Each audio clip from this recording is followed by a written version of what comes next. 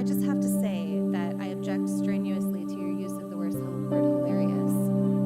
To me, this feels a lot like your reaction to being named in one of these manifestos. Now, you're of course not responsible for the words of somebody writing that document, but I do think that laughing at it is a real problem, because these are real families that are impacted by this violence. And I think our efforts towards talking about this have to start from a place of mutual respect, which is what I've heard from this side of the table. Now, the reason we don't have those numbers, I want those numbers as much as you do, but to say the numbers don't show something is just simply not supported by the data. Okay, and I have 38 seconds left, Ms. Mulligan, if you want to respond within that time. The only thing I would add is that it's in the name. Terrorism, domestic terrorism, it terrorizes us. It terrorizes us in our homes. It terrorizes us in our schools. And to the points made by the other panelists, it is disproportionate to its impact on any individual life. It's not. You reject the idea it's something that doesn't matter, or it doesn't really matter. Absolutely reject. Okay. All right, so here's where we are. Every member now has had 5 minutes of... Okay, and Mr. Clay, so we have 2 members who have not. So I'm going to go to the 2 members who have not yet, and we'll give an opportunity for a closing thought to any member who wants. My next responder is Mr. Meadows. I thought Mr. Meadows. Mr. Meadows, okay. Mr. Meadows next, then Mr. Clay, then Mr. Clay. Ms. Owens, obviously this is a gang up on you. You know, we're giving these witnesses the ability to do a rebuttal on you, and so you know, I find it unfair, Ms. Ballou. I mean, you know, candidly, for you to show mutual respect and then you to go after Ms. Owens, it's not appropriate. So, Ms. Owens, you can have 4 minutes and 34 seconds to respond. However you like. I'll yield to you. Thank you. I believe, Ms. Owens, when you used the word hilarious, it was referencing the fact that no one had asked you a question. It wasn't to the subject matter of the hearing. Is that right?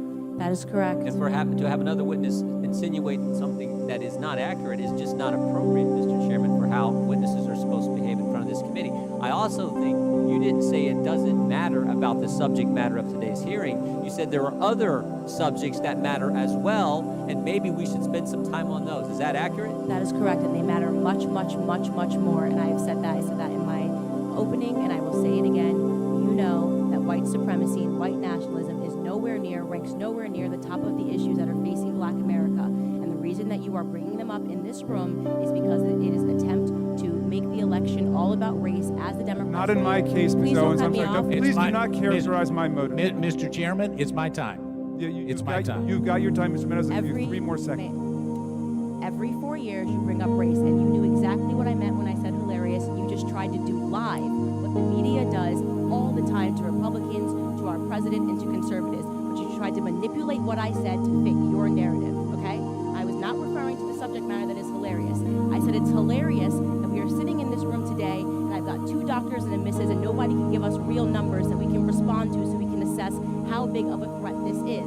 Because you know that it is not as big of a threat as you are trying to make it out to be, so that you can manipulate. And the audacity of you to bring up the Christ Church shooting manifesto and make it seem as if I laughed at people that were slaughtered by a homicidal maniac is, in my opinion, absolutely despicable. And I think that we should be above that. To try to assign reality or any meaning to a homicidal maniac writing a manifesto, which, by the way, let the record show, also stated Spyro the Dragon, the child's cartoon, as a source of inspiration. He also cited Nelson Mandela as a source of information. I don't think that Nelson Mandela has inspired mosque shootings. You can correct me if you think I'm wrong.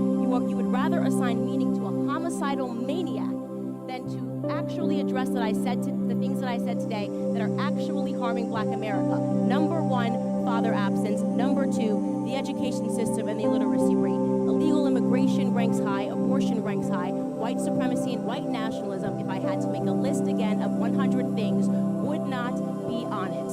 This hearing, in my opinion, is a farce, and it is ironic that you're sitting here and you're having 3 Caucasian people testify and tell you what their expertise are. You want to know what my expertise are? Black in America. I've been Black in America my whole life, all 30 years, and I can tell you that you guys have done the exact same thing every 4 years ahead of an election cycle, and it needs to stop. Thank you, Mr. Meadows. And now